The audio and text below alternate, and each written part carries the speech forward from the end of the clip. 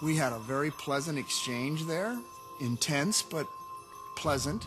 Just BSing and talking more or less about some of the competitors, what they've done, why they ain't with us, who's scratched. You know, normal trail talk. Barring a disaster or a miracle, one of these mushers will be the next champ.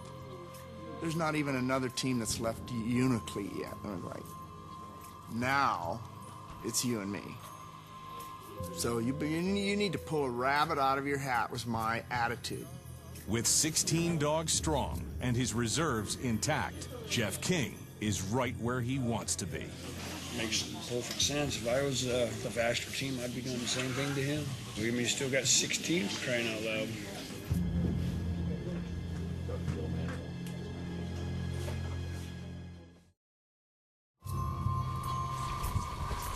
It's almost 6 a.m. in Shaktoolik. Lance Mackey is once again leaving first. I pulled up a little early and left Shaktoolik first.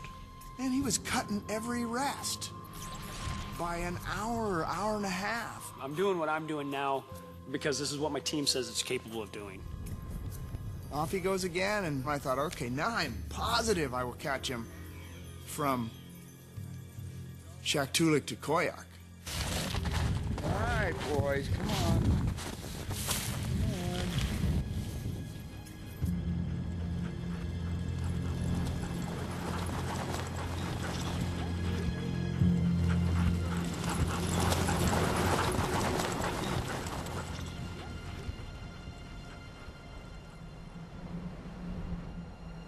Dawn breaks over the Arctic ice, and a desperate hunt is on.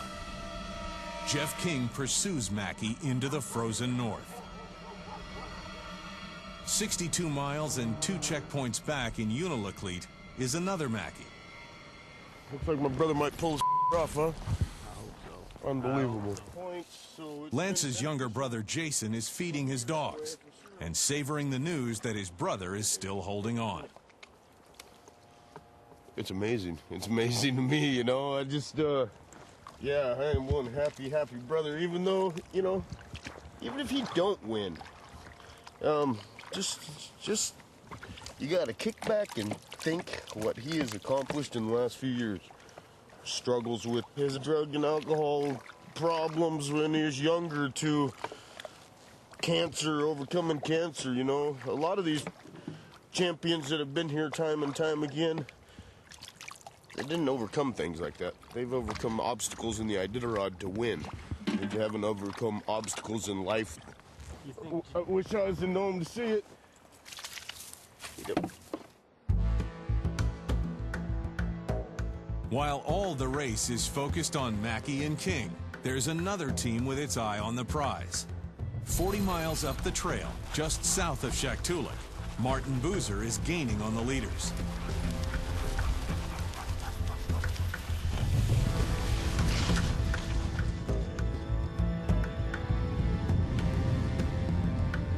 Martin pulls into the checkpoint for a pit stop. He is now in 4th place, 25 miles behind the leaders, and still a contender. Now we have 250 miles, 300 miles to go. So they're starting to run that tank empty, and you're gauging it so that that tank is going to be empty at the finish line and not before. But if you run out of fuel halfway through, it's a long walk to the gas station. It's not who goes fastest at the end. Who fades the least is the victor. Straw eater, there you go. They look great. They're eating great. They're just chowing. You are such a fine girl. You are such a fine girl.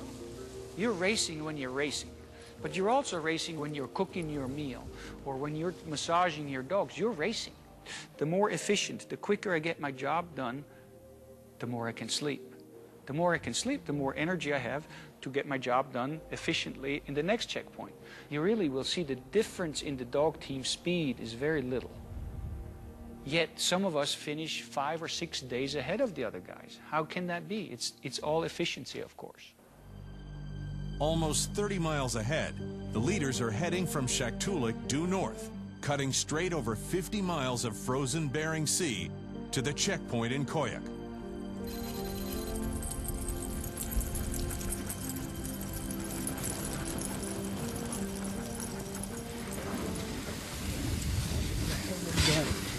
Okay.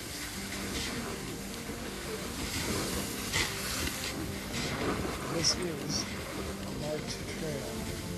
White sea and white sky blend into a featureless void where north and south become meaningless. They encounter one of the most surreal and disorienting landscapes on the Iditarod. Got 1 hour now since we left. And somehow we're poking along in first. Blows my mind. This group never sees us 2 days ago. They do incredible things in unexpected times. Oh, Pimp. Hang in there, buddy. Mackie can't afford the slightest miscalculation, but fatigue is exacting a toll on his judgment. Pretty obvious Jeff's going to beat me at this point. He's been running faster. He's got a stronger team. You know, he's just toying with me. I'm not going to give up. I'm not going to let him have it. I'm going to have to earn it. But now we're in a place that is kind of disheartening. Because we have this flat light, low fog. We're traveling across sea ice. Everything is white. You can't tell up from down. It's really a bizarre environment. It's like running on a treadmill, and the dogs don't feel like they're getting anywhere.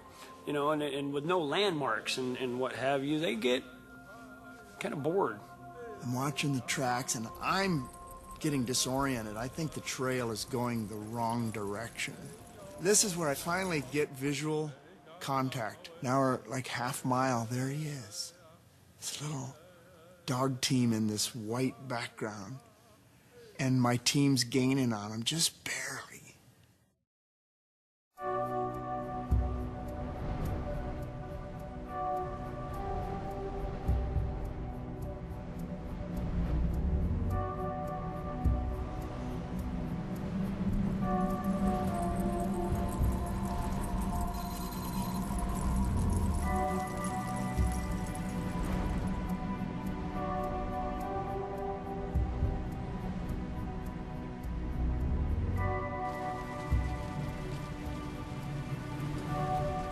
Mackie runs. King chases. Into a seemingly endless Arctic abyss.